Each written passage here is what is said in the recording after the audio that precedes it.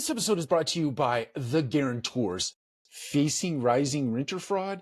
Don't let fraudulent applications compromise your financial stability. The Guarantors provide a safety net that protects your rent roll and minimizes bad debt. Why risk it? Talk to The Guarantors and secure your property's financial health. Visit theguarantors.com/multifamily today. Let's talk about the Yerkes-Dodson Law. That sounds like a really interesting topic for the Multifamily Collective.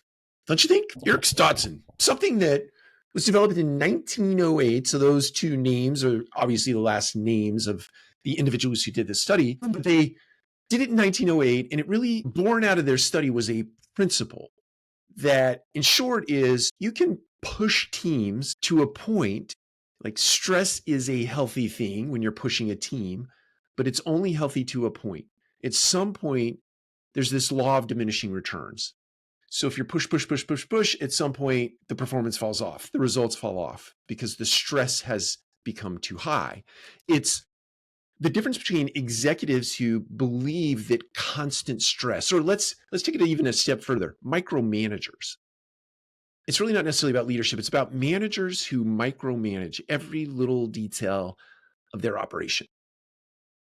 When they push at a micro level on a consistent basis, creating stress in the system, stress in the person who's out there trying to accomplish everything that the micromanager is pushing, at some point there's this law of diminishing returns where you've pushed so far that you've created so much stress, so much anxiety in the person who's trying to get things accomplished that they just fall off. They run out of energy, they run out of bandwidth, their cortisol levels in their body are such that they can't focus, they can't see, they can't get themselves out of the weeds long enough to actually lead anything because they're just constantly doing stuff that the micromanager wants them to do, versus a manager who just simply sets clear expectations and then provides resource, allocates the right amount of resource, whether it be human resource, technical resource, or any kind of other resource to their team or team member to get things accomplished. So clear expectations supported by resource and supported by a leader gets more accomplished because the approach is much more balanced.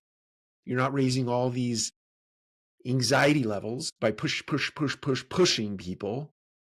So that more balanced approach over a long bit of time gets a lot more accomplished than the micromanager, who might get a lot of things accomplished in a short run, but just burns people out.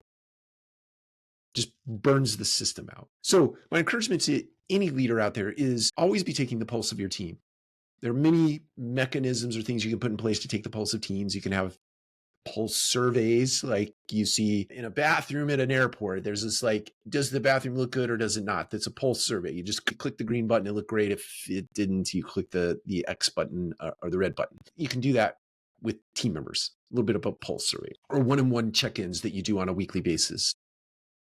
Or even in a team member environment, you might be asking on behalf of others, how is your team doing? Take those surveys and then listen, and then make sure that you're creating a balanced set of pushing for expectations, but doing it with resource as opposed to micromanagement and not providing resource so that you don't burn your team out. Take care. Talk to you again soon.